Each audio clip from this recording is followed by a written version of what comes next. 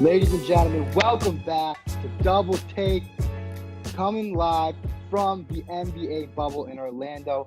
I'm Alex Safey here with John Short Hair Safey. John, what's going on, brother? Just got that haircut. We're back. This will be our second time putting this up on YouTube, so hopefully that gives our listeners another way to view us. But, everything's good.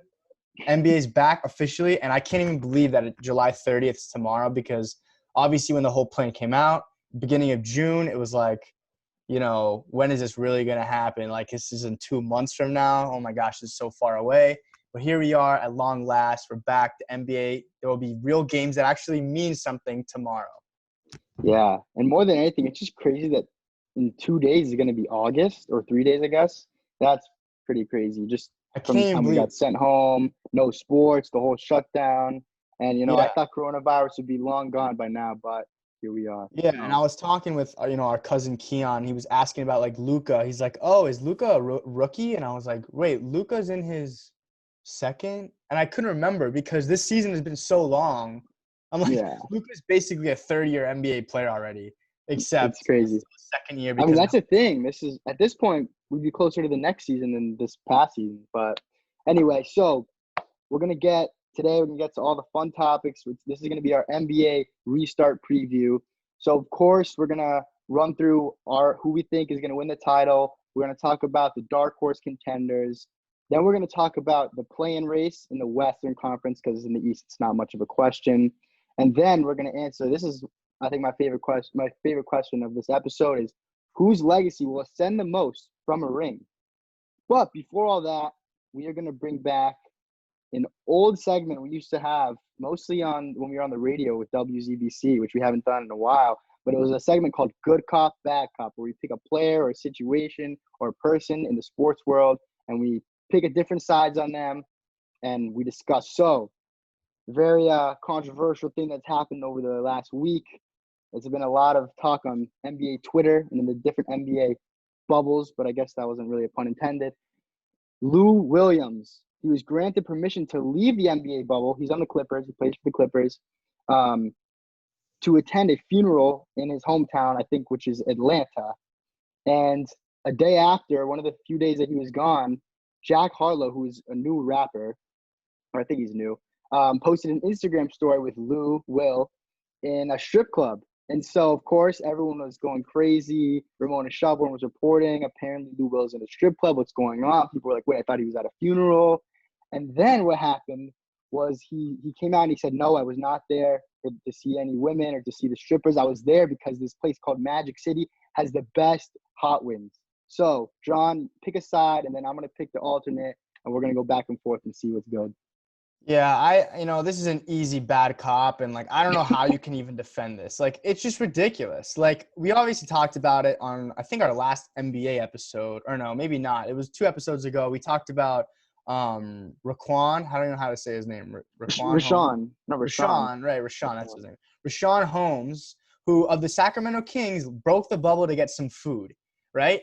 And we're all like, okay, he walked out just to grab, like, chicken wings, his Uber Eats, whatever it was. We all kind of had a little bit of sympathy for that situation.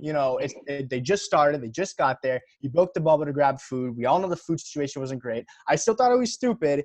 And he's also playing for, obviously, a much worse team, the Sacramento Kings. So it was like, all right, whatever. Like, the Sacramento Kings player is going to be quarantined. We don't care. Yeah, but this is Lou Williams.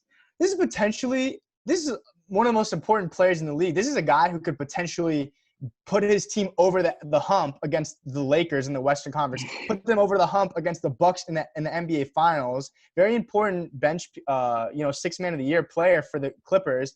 And he's going to miss some games that count, not just the scrimmages. Yeah, I think it seems like he's going to miss 2 of the regular season games. So he's going to miss 2 regular season games, which, again, their seeding is pretty much solidified at the 2 seed. But still, like, these guys want to get back into playoff form. They need to be playing the best basketball that they've been playing of their lives, of the entire season. And it's happening just after these scrimmages and after 8 games of a regular season, and then they're jumping into the playoffs. And what are you doing? I get it. A funeral, of course, that's a perfect reason to want to leave the bubble. Zion Williamson also had, a reason to leave. He left and he came back. It was a family emergency. Right. Zion's coming back tonight. Today's July 29th that we're recording this. So Zion's coming back for this important family matter. But Lou Williams goes to the funeral, and now he's stopping on the way back, going to a strip club. Like, how do you defend yourself? And obviously, you know what, John? I'll tell you how. Well, no, really quickly. Just one more thing. I just need to call him out. Kendrick Perkins says, it's disturbing when a rookie and Zion Williamson can act more mature than NBA vet Lou Williams. And that's exactly how I feel about this. And Lou Will responded, and he didn't say anything because this is all he could say. 15 years in this business, and the most dirt you have on my name is stopping to get hot wings during a pandemic. Perk, shut up, and stop laughing and saying it's just TV when you run into me too. Okay, Lou Williams, are you kidding me? You were stopping for wings? All right, John, let me respond to that tweet with another tweet. Shannon Sharp. Lou Williams left the bubble for a family emergency, made a quick stop at Magic City before hoping to return to the bubble. Y'all thought Lou went for the adult entertainment, but it's the food, especially chicken wings, strips, and catfish nuggets. That's a must, and with all the crying, laughing emojis. And Lou Will retweeted it. So, John, you know what? You took bad cop. I'm going to go good cop on this one. Listen, Lou Will's already out of the bubble, okay? He's going to a funeral. You know what people do at funerals? And I know right now, time of social distancing, maybe not. People hug each other. People embrace each other. Lou Will is probably going to be, like, if Lou's flying out, I don't know actually who the person was. Maybe we should have done more research. But if it Lou's says, out, he said, long live the great Paul Williams Sr. So it must have been maybe it's a great uncle or a grandpa or, who knows. But so Lou Will is out of the bubble already, and he's already interacting with a ton of people. He probably went to this place, Magic City. I'm sure they're masked up. Like, I'm sure they're playing it safe. And he wasn't going for the entertainment. He went, stopped really quick, meet up with his boy, Jack Harlow, and get some chicken wings. Like, yes, should he have been doing it? Maybe not. But if you actually look at how risky it is, like, he was already at the funeral. So how about this? If the one piece of evidence they have is the one Snapchat photo with a rapper of them wearing masks, that's dumb. That's pretty dumb. That's on Instagram. Okay, that's the one piece of evidence they have.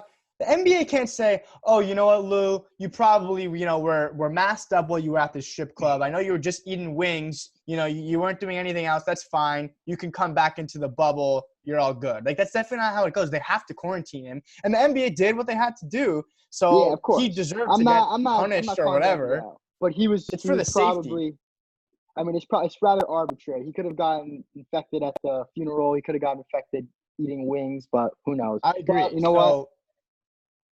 Enough to talk about Lou Williams. Enough of him. He doesn't deserve this much time. But now on to kind of our power rankings.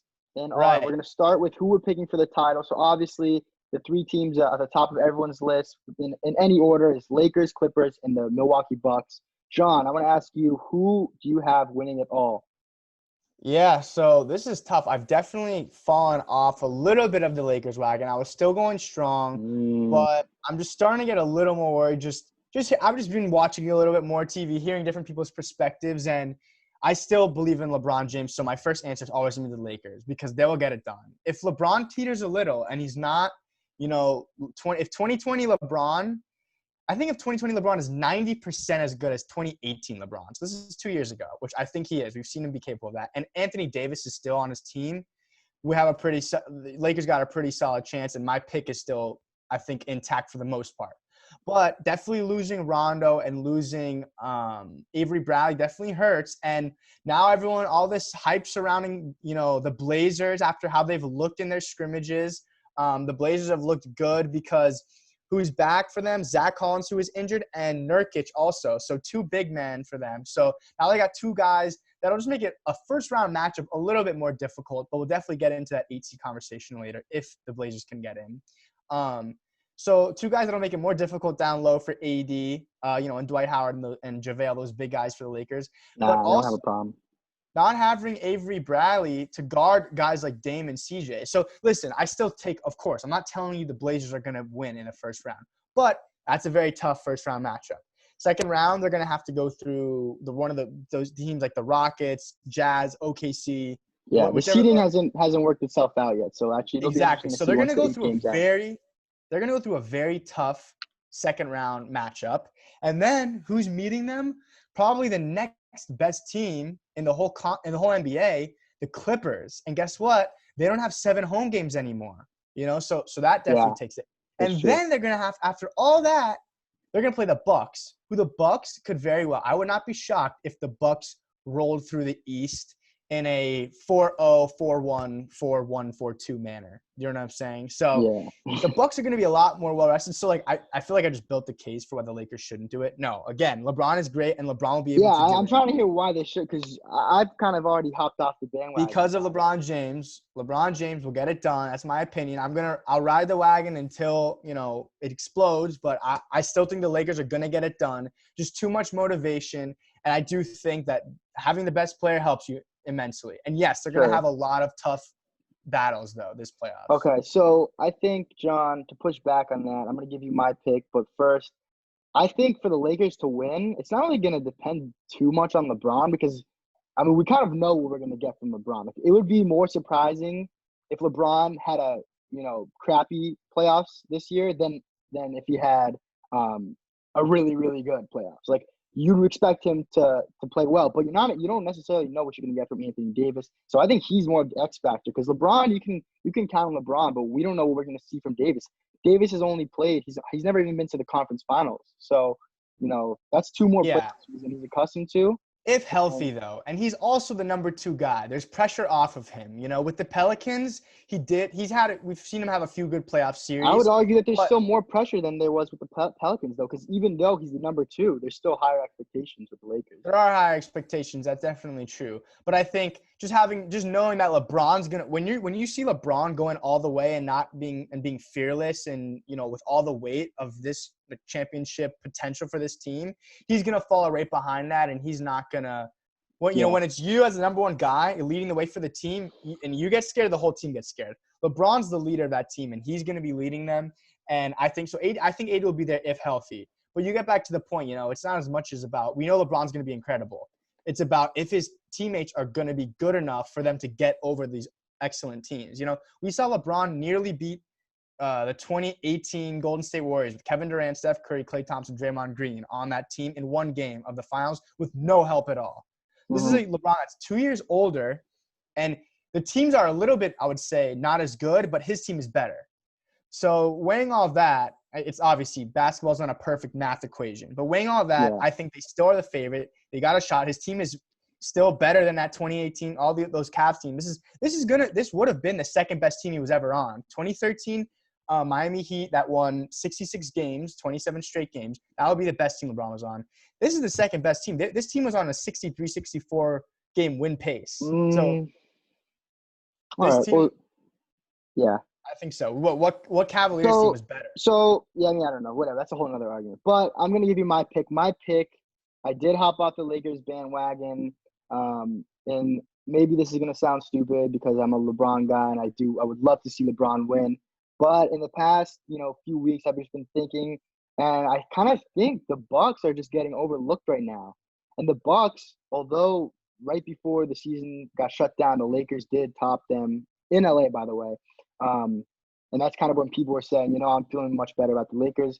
The Bucks were still the number 1 team in the NBA. Like the Lakers had picked up a ground on them from that span where LeBron was really closing the gap between him and Giannis. They're really not. Giannis, and then it's only a few games. It is a few games, but what I'm saying is like right towards the end, like the Lakers kind of made that jump, and the Bucks fell back a little bit. So I just think overall this Bucks team is still the favorite, and they're who I would pick right now. But I am considering the bubble because obviously the Bucks are a team that would have had home court throughout the playoffs, and now they don't have it. It's a neutral court.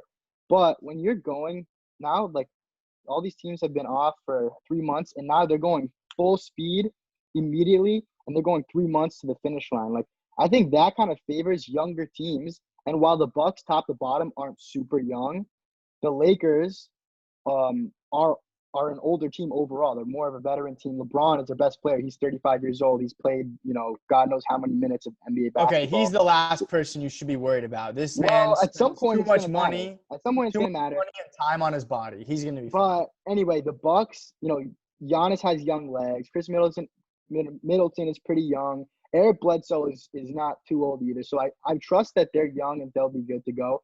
One other thing that has to do that is going to be very important, is super, super unusual situation, is continuity.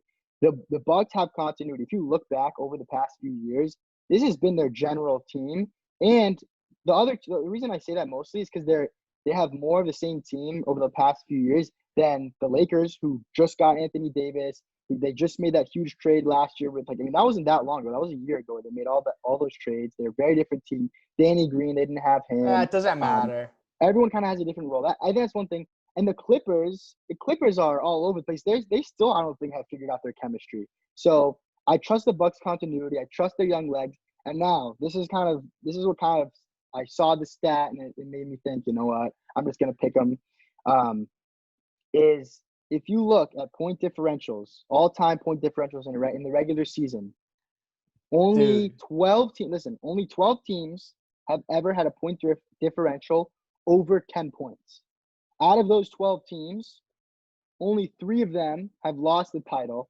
And now let me just give you one of the teams that lost the title was a team it was the Milwaukee Bucks in 1972, and they lost to the team that had the number 1 point differential of all time. So that one, kind of makes sense. And then the other two was the 73-9 Golden State Warriors. They also had a 10.8 point differential, and they lost to the Cavs and they blew a 3-1 lead. And then that San Antonio Spurs team that same year lost to OKC. So, but other than that, you look at all the teams who have had. So the Milwaukee Bucks have a 11.2 point differential. Obviously, we don't know if they're going to win the championship. But the 4 teams ahead of them, 72 Lakers, 71 Bucks, 1996 Bulls, the 17 Warriors, the team that we said is the best team of all time last week. And then you go down the list, the 97 Bulls, the 92 Bulls, the 08 Celtics, the 15 Warriors. You have to be really freaking good. All right, to win on average by over 10 points. And that's what let me stop you right there. Do. So I'm going to say it would take it would probably take a fluke for them to lose. And I understand the bubble is kind of a fluke. That would make them lose. But I'm still just I'm gonna trust in that stat. I'm gonna trust in the Milwaukee. No, that's a horrible stat. It's so misleading. This team was pumping teams like the Atlanta Hawks all year, and the Knicks, and the Pacers, and not great teams. In the 70s, the NBA wasn't deep in the 70s either, and those teams those were the highest point differentials. Were in the 70s, and they still won the championship. I understand that it's not like the best stat to go off. They're not going up against all the teams win. Listen, 75 to 80% of the teams that do that. You're overinflating the fact that the Eastern Conference is relatively a lot worse from the 7th seed down. I disagree. From the 7th seed down, the Eastern Conference, other than the top 4, 5, 6 teams in the East, everyone else is pretty garbage. But the West literally goes. Look, just compare. Which teams do we go all the way down the line, or which conference do we go all the way down the line to get them in the bubble? The Eastern Conference has 9 teams in the bubble. The Bucks blew those teams out too. Well, we can look at that. I promise you their point differential is much difference whether they played the Suns or the Hawks. They're still blowing them out. No, you're right. The Suns are not in. But guess who else they're blowing out? The teams like the Nets and the Pistons and the Wizards. The Nets have fallen apart recently. The Nets have fallen apart. The Nets were not. And they were still bad before, though. They still were not good. So Nets 7th seed in the East. Who's the 7th seed in the West? Luka Doncic led Mavericks right now. So I'm sorry, you just can't compare. The Western Conference is better. Dude, so but guess what? You can't overinflate that fact that the Bucks had a better record by 4 or 5 games. They should have. The Lakers had much tougher competition. No. But guess what, John? Last year, they were playing the same competition, and they didn't have a 11-point differential that year. The year before, the East. No, last year they had a huge one. It was not 11. It was 8. You're right. It was 8 points. It was 8 or 9. Yeah, it was really high, and then it teetered off towards the end of the season. That's fine. And that team was, how close the team was to going to the finals. They were up 2-0 on the Raptors, and in the game 3, it went to double overtime. If they won a double overtime game, they would have been up 3-0. No, you're right. That team was very close to making. Last year's loss is going to fuel them as well. So, I think so. All right, let's move on because we still got a lot of topics to get through. This one's a little more fun because obviously everyone knows Clippers, Lakers, and Bucks are all the top teams. But going down the list, obviously it's because it was a shortened season. This kind of opens up the field for one of these lower ranked teams to make a deeper playoff run in a way that maybe they wouldn't have been able to in a conventional playoffs that wasn't in a bubble system, of course. So Alex, why don't we go back and forth and let's list off what teams we think are the best team to have a chance to make a dark horse, finals appearance. All right, So I'm going to start off. You know what? This isn't going to be in no particular order, but I'm going to start off with actually, I'll give you who I think is the next best team. So after the Bucks, Lakers, and Clippers, I would say right now, the way the Raptors are playing, the way they finished the season, obviously, I guess that was 3 months ago now, I want to credit the Raptors. They had probably the coach of the year. They're still the defending champs. They still have a chip on their shoulder because without Kawhi, everyone's counted them out. But they're right now the second best team in the Eastern Conference.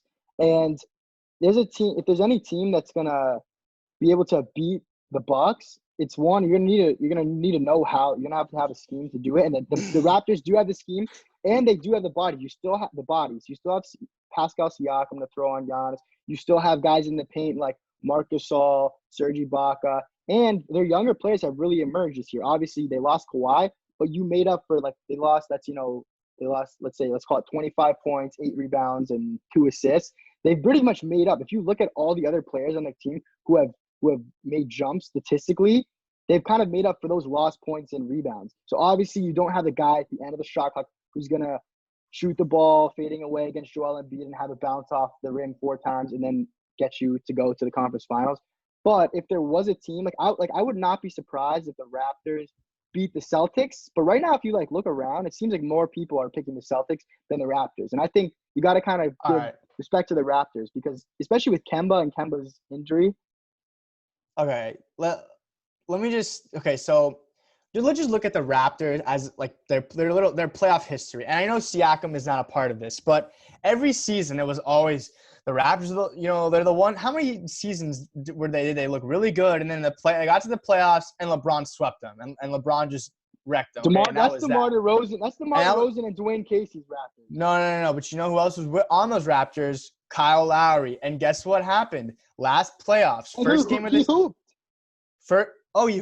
Oh, that's it. He got outplayed.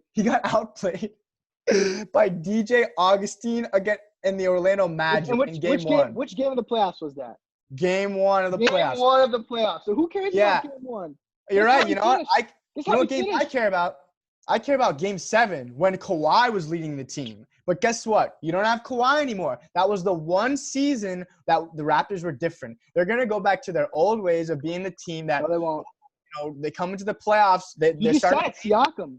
They're starting to gain some traction. All right, listen, if Siakam is going to outplay Giannis in the conference finals, then I give it to you. But I'm sorry, the Bucks are not going to lose to the Raptors. That will not happen. I could see the Bucks losing to the Celtics, and I could even see them I'm a person. Whoa, what about who are you picking in the Raptors-Celtics second round matchup that's probably going to happen? I'm taking the Celtics in that round. And all right, give me your argument for that. I'll get to that. But the Raptors, everyone's starting to hop on the bandwagon, and I can't wait to watch them just collapse again. And you're right, it's not the Dwayne Casey, DeMar DeRozan, but the fact this revisionist history about Kyle Lowry, about all of a sudden he's veteran. He has a ring. He knows what it takes. Are we going to forget that Kawhi Leonard was on that team? That's the only thing that changed. They're the same Raptors. You're right. That they're great in the regular season. This team is playing with a lot of confidence. They don't care that they're not thinking, we had Kawhi last year. They're thinking we just won the championship and we're going to go defend the title. And whether or not they're good enough to defend it, that's an argument, of course. But what's happening in their heads, that matters too. And they're confident. And yes, you're right. Kyle Lowry is not a guy who's known for big playoff performances before last season. But last season, go look at the finals. He had a good finals. Again, it's easy when you got Kawhi leading the way because beforehand, when it was his team, give all the credit to Kawhi. Team always pooped the bed, always. All right, but I'll get to my point. So I listen. They're still a good team, and they're the number 2 seed for a reason. Great regular season team. I do not think that they're better than the Celtics or even the Heat. I would love to see either of those teams go up against the Raptors. I'm picking the Heat. I would pick the Heat, but yeah, of course. It doesn't look like we're going to match up with them. It doesn't look like that's going to happen unless we both get to the conference finals. Yeah, we're probably looking at the Heat are probably looking at the Bucks second round matchup. But I will say sign me up for Raptors Celtics because those teams are very evenly matched. And again, no home court's going to mix things up for the Raptors who would have had home court. But I'm still going to pick the Celtics because I think their team, and you know what, you can go either way, but because these teams are similar, in terms of, I guess age-wise and just what they've done, in my opinion, because I don't really count, the whole going to win the title last year. Like, to me, not having Kawhi is completely different. They still have the team that was around Kawhi, and now they've built it somewhat around Siakam now. Give me your argument for the Celtics. Why I got the Celtics because, Tatum just started peaking right at the right time, and Brown did as well. And these two perimeter guys, I think, although the Raptors do have some guys like Norman Powell and OG, I can't even say his last name. Anunoby. And they got these guys that'll defend these dudes on the wing. The Celtics, to me, are the better. That's my number one dark horse team to make it out because of, they do have Nick Nurse with the Raptors, but I still pick Brad Stevens over him in a chess match. And to me, the Celtics, also with Kemba, is a point guard, surprisingly, that I do trust more in that system. Like, they literally took that team with Kyrie that everyone said was supposed to win so many games, and they flipped Kyrie for a point guard that fits it better. They took, like, a point guard that's 80% maybe as good as Kyrie with a similar skill set. That you lost Al Horford, and Al Horford was the anchor of their defense. Right. They were best on defense last season with Kyrie. But also, but they've also made up for that in the steps that their younger guys have taken and improved. Marcus Smart's still on defense. They don't have a great rim protector, right? They got Cantor's on the Blazers right now. No, Cantor's on the Celtics now. Okay, yeah. But he doesn't start. Backup, they have, though. They start Tice starts, or they have Semi Ojeleye. But if you actually look, I don't believe the Celtics will be good. But if you do look at those 5-man rotations with it's like Daniel Tice and then their other 4 best player like Kemba, Jason, Jalen, and Gordon Hayward. That lineup is actually really good if you look at the advanced numbers and stuff like that. So but still, I still don't think that. I'm just taking those wings. Those 4 dudes, to me, just a slash and kick, their offense is potent, and they can defend the wing. So, listen, if Siakam is going to have a seriously insane season to take them out, series to take them out, but I'm picking the Tatum-Brown just duo, and that's not even talking about Kemba, who could very well lead this team throughout the playoffs. But I think Kemba's also the X factor because of his injury, and Kemba's a guy that we know he can have big moments, big playoff moments. Yeah, Siakam's great, but he's the only guy I think that I really trust. Okay. Well, then, and so I guess this is kind of a good segue because we picked both the Raptors and the Celtics over our favorite team, our diehard fans for the Miami Heat. And I think the only reason that I wouldn't put the Heat higher or over those teams is because unfortunately right now we're at the 4 seed. And while we do have 8 games to get up to maybe the 2 or the 3, it's kind of unlikely. Well, it's impossible to get to the 2. We'd have to get to the 3. So we can get to the 3. I think it's unlikely based on, we talked about this a few weeks ago. We have the hardest schedule as far as our 8 games. The Celtics have an easier schedule, so it'd be hard for us to make up ground on them. So what's probably going to happen is we're going to play the Bucks in the second round. And if we're on the other side, if you said we got to beat let's say you swap us and the Celtics, we got to beat the Raptors and then take the Bucks in the conference finals, I'm feeling more confident about that. Yeah, that would be right insane. now. I just feel like right now we might have to play the Sixers in the first round. But think about this. I feel confident about beating the Sixers, but just going against the talent the Sixers have, and let's say we win in 6, even that would be pretty good. We win in 6, then we go to the semis. We have to play the Bucks. Maybe we win in 6, maybe we win in 7. Now we got to go to the conference finals and pick on probably the Celtics, who we don't match up well with. So I don't actually feel too great about us getting out of the East, but I do think we're a dark horse because I like our chances against the Bucks. I think we match up well with them. I think we have enough bodies to throw at Giannis. We have Bam, who's really unlike any player in the NBA. And so if we can beat them, and let's say maybe we get the Raptors, who I think is a little bit more of a favorable matchup than the Celtics would be, I think we can make it to the finals. But I still probably would say the Bucks will take us. But I still like our chances, and I'm gonna be a homer. Listen, if we can beat the Bucks in the second round, then forget Celtics Raptors. Like if we're able to beat the Bucks, like we're going all the way. We're going to the Oh, I NBA. don't know about that. No, yeah, I'll say that. If we dethrone the number one team, we're finishing it out. But just to move on, so to not to get into some of the Western Conference teams, the first one I think of is, for obvious reasons, the Rockets, who got 2 MVPs on their team. James Harden has always tried and barely missed it the past few seasons, in the conference finals, getting it to the finals. Now he's got Russell Westbrook, another MVP with him. And obviously they did the whole small ball thing. It started working out. They started kind of collapsing towards the end of it. We'll see how, real it is in the playoffs for them, because they're going to potentially be going up against the Nuggets now, who's the next team I would have right next to the Rockets. And the Nuggets just added Bol, who is Manute Bol's son. Manute Bol was, 7'8", I think, Yeah, 30 years ago, who played in the league. And this is his son, who's like 7'3" or 7'4", I think. And you're going to put him next to Nikola Jokic in the Nuggets front court, like that against the Rockets team would be hilarious, because Bol can shoot. Jokic can shoot it fairly well, not too far out. But they can both step back. Yeah, he's a pretty good shooter. So they can put both those guys on a lineup. And what are the Rockets going to do? Have Westbrook guard Bol? Like, I mean, listen, Westbrook's a great athlete, but it gets to a point where when you're a whole foot taller than someone, I love that matchup. I think that. And I think everyone's kind of taking these 3 Bol scrimmage games and running with them and thinking that it means something, because it really doesn't. At the very least, he's been like a great rim protector. Bro, he hasn't played all season. Like, he's played 3 scrimmage games, and now everyone's like, and they're getting him right before they go to the play. Like, they could be a different team now. That's all I'm saying. I don't know what it is. You're right. I don't know what this Bol thing is. I don't know if he's a unicorn, but he's looked good in the scrimmages. And if their coaching finds a way to implement him in a way that maximizes the other guys on the team, and they added a whole nother value player that's going to play valuable minutes for them. Potentially, they could do it's like a whole extra chess piece now for them. So who knows what they are? I don't know what it is. I'm not saying I know what it is. I'm not saying I know what they're going to do, but I wouldn't be surprised if they have if they blow the Rockets out in that first round series and they go into the second round series against like the Lakers or Clippers, and we're like, the Nuggets might actually have a good shot at this one. So that's all I'm saying. Who knows? I would be shocked. Honestly, I'd probably be shocked if they got out of the first round, because the way it's looking now, they might play the Mavericks or the Rockets, who I feel great about both of those teams in the first round against the Nuggets.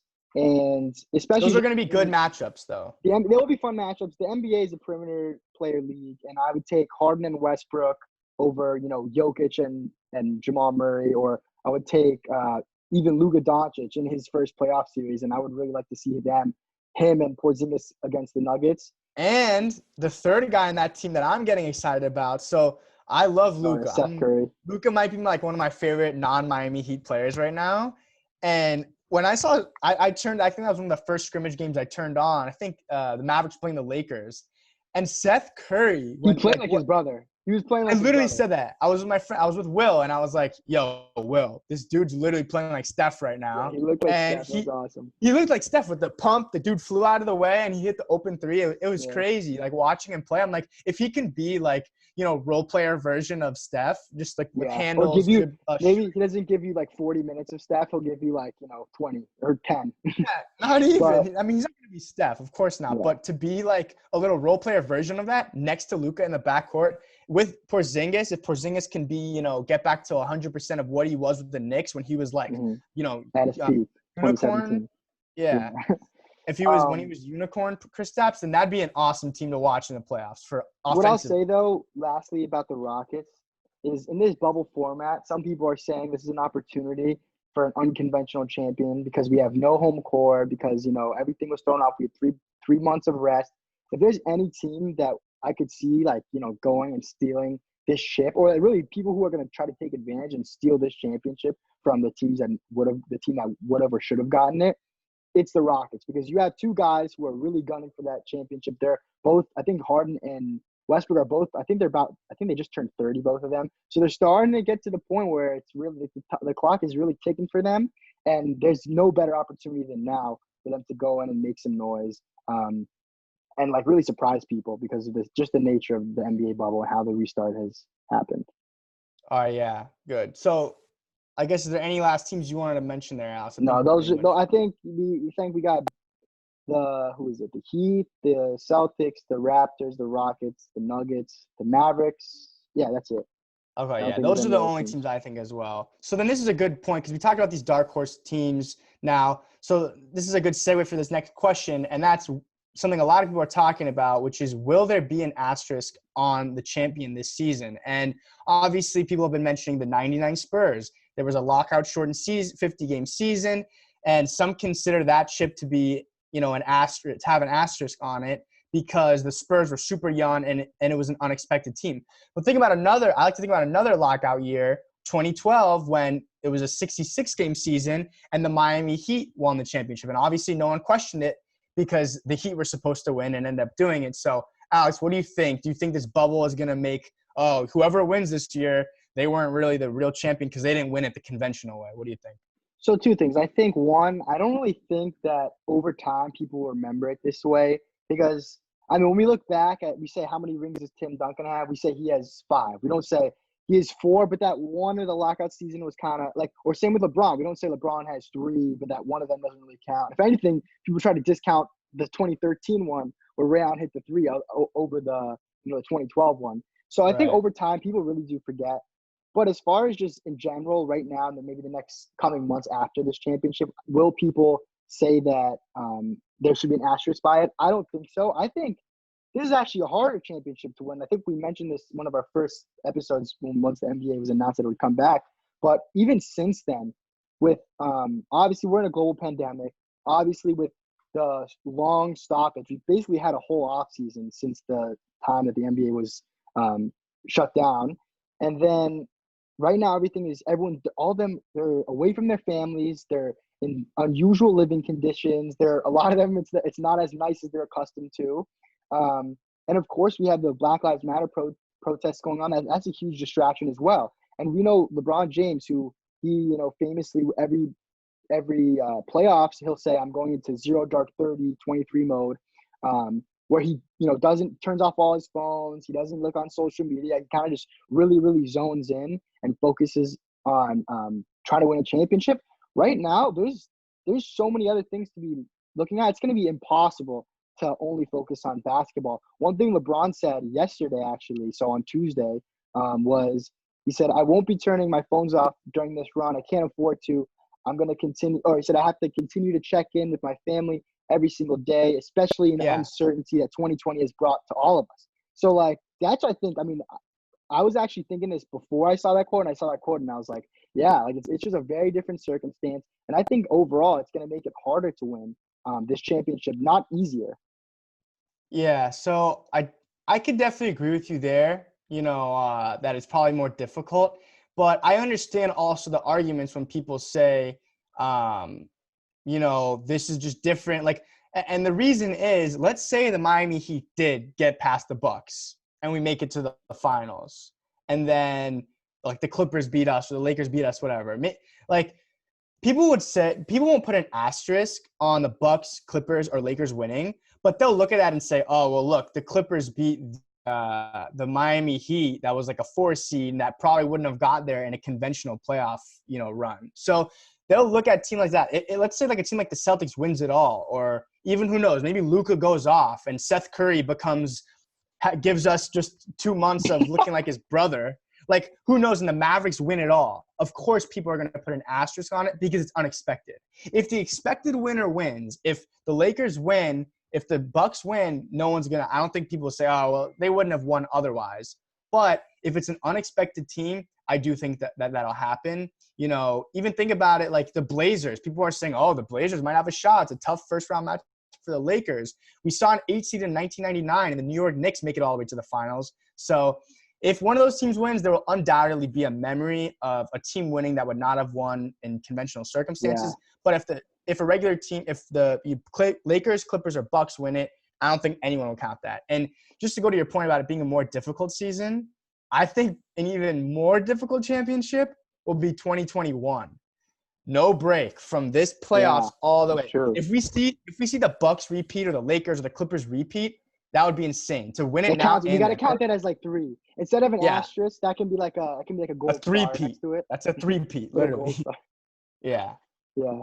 Well, yeah. No, I think I agree with you. I mean, if it's a team that people weren't expecting, then people say, "Oh, well, they just won it because of this weird format." But if it's a team that we wanted to win or that we thought was going to win, then people will probably they Yeah. won't discount it. So now, in talking about who potentially could win the championship, it's very important always to consider the word legacy. Whose legacy, John, would ascend the most from winning a championship in this 2020 NBA bubble? So the truth is, it can't be LeBron, as crazy as it is to see, because I kind of LeBron agree. could only jump. He can only jump one spot. He can only go from being the second best player ever to the first best player And ever. and So, there are a lot of people. There's probably some people already think he's the best. So like, yeah, exactly. So what he will this can't really do? jump. Exactly. It will look incredible because if you look at LeBron's 4 rings, let's say he does hypothetically, he wins this year, and now we're looking at his resume. 4 rings, he already 4 MVPs. I don't think he's gonna win this MVP, but that's for an episode we'll post next week about our MVP picks. But his 4 rings, he has 2 back-to-back with the Heat. He has this 2016 Cleveland Miracle comeback down 3-1 against that 73-9 Warriors team. Yeah. And then a 2020 Laker pandemic post-Kobe Bryant death chip.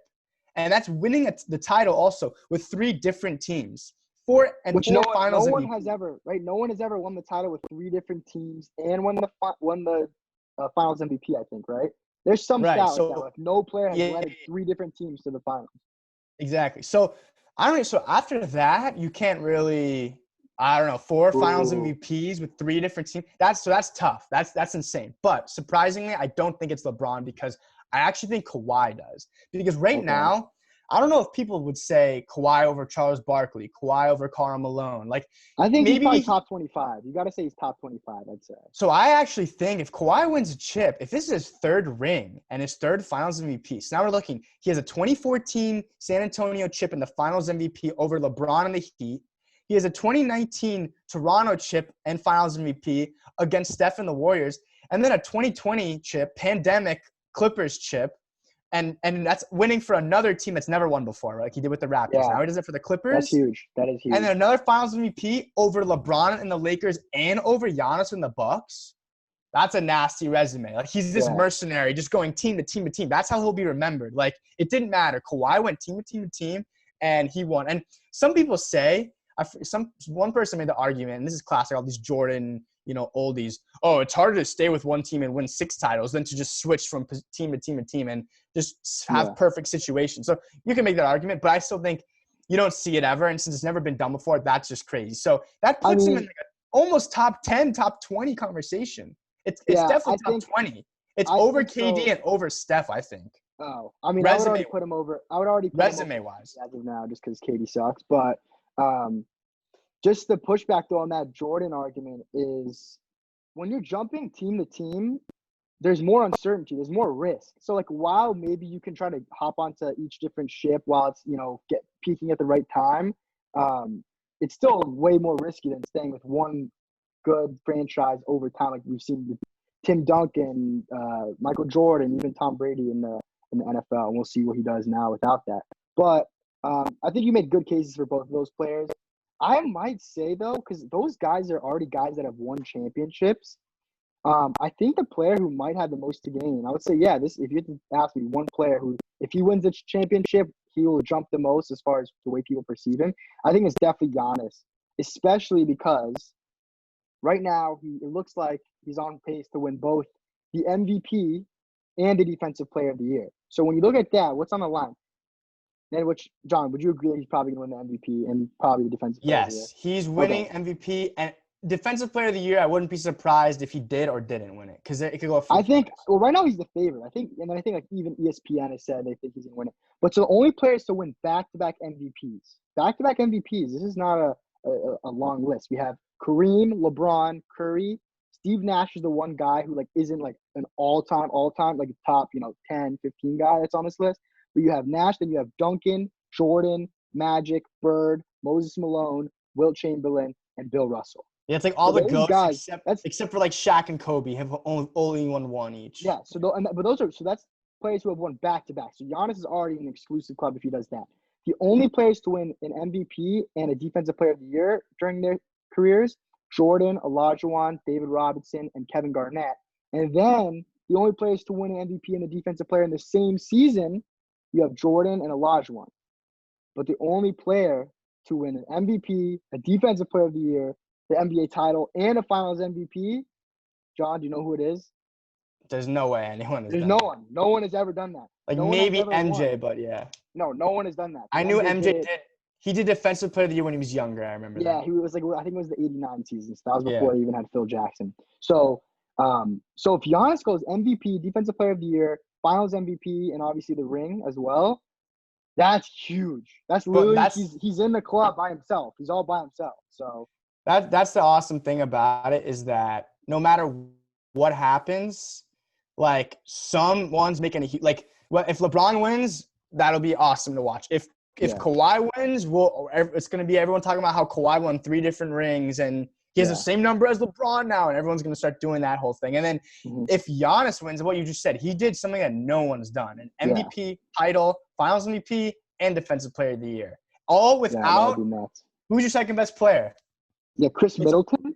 This entire team that's entirely just built around him. So honestly, I'm rooting for any of those to happen. Obviously, I'm more of a LeBron guy because he won some titles for the Heat, but any of those would be awesome to watch happen. Like, I love Giannis. Who could not love Giannis? He's great. Oh my gosh, yeah. All right, now another just last question we need to get into before we wrap the episode up. The 8 seed Western Conference race. Who do you got, Alex? There's the Grizzlies right now who are in the 8 seed. But obviously, we know the NBA literally allowed like an extra 8 teams or 6 or 7 teams to come to the bubble just so they can get the Pelicans and Zion Williamson in. So, and then also now the Blazers are gaining a lot of traction with, Dame and their injured guys coming back. Who do you got of those 3 teams? So, of those 3 teams, I guess the easy team to predict that would get it is the Grizzlies because they currently have the 8 seed. And in a play-in, the Grizzlies would only have to win 1 game, while either the Blazers or the Pelicans would probably have to win 2 against the Grizzlies.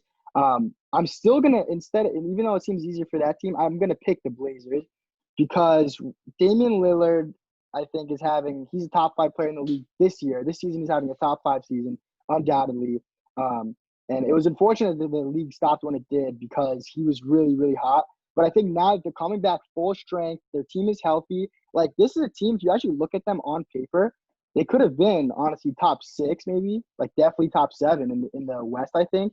And right now they're like a 9. They're really much, much worse than they should be. But I really trust Damian Lillard, and especially in a circumstance where you're playing either the Grizzlies, who are led by a rookie, or the Pelicans, who are also led by a rookie. I'm going to pick the Blazers. I think they're going to take the 8 seed. Yeah. So one thing that'll decide it is this first game back. And I love how they did the schedule because I wasn't paying much attention to it at the beginning. I was just like, thank God there's going to be games on. But now you look at the schedule and they really set it up nicely. Like the first night back, we got Lakers Clippers. The second night, we got Bucks Celtics, which will also be a great Eastern Conference Finals potentially preview.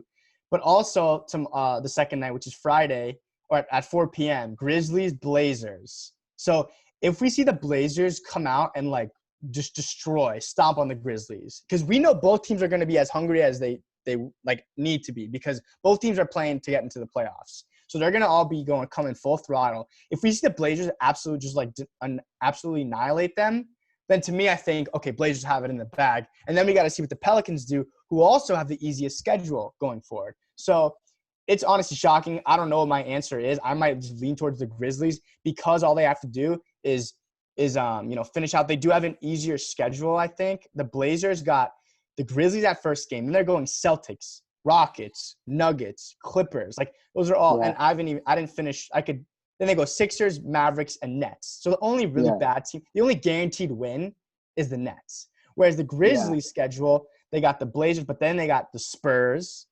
That's not a great team. That's a automatic W. Then they got the Pelicans, who just on their level, that like it'll be tough. Zion, they're great. Zion will probably be able to play, but not as good as the bubble, and but not as good as like the Clippers and the Celtics at that Yeah, of the other course, team. of Had. course. But then the Sixers, Grizzlies Well, you know schedule who gets has the, tougher as it and goes you know on. who has the easiest? The But Pelicans have the easiest of the three, though. no, I know. I just said that. They do. They have the easiest schedule of all. But then they go Blazers, Spurs, Pelicans, then the Jazz and the Thunder, not middle of the pack playoff teams, Raptors, Celtics, Bucks. So those last three teams are the three best teams in the East.